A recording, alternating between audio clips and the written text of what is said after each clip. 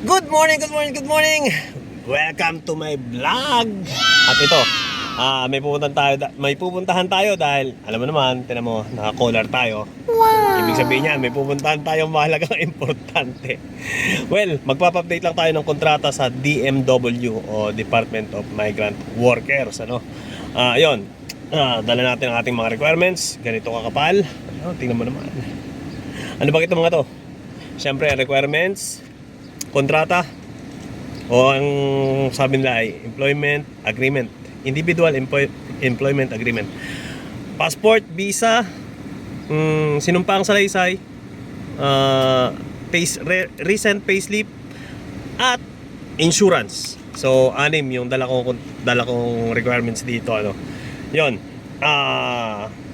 Buti nagpunta sila rito sa Auckland, kaya sasadyay natin. Today is Sunday, so sana hindi mababa ang pila.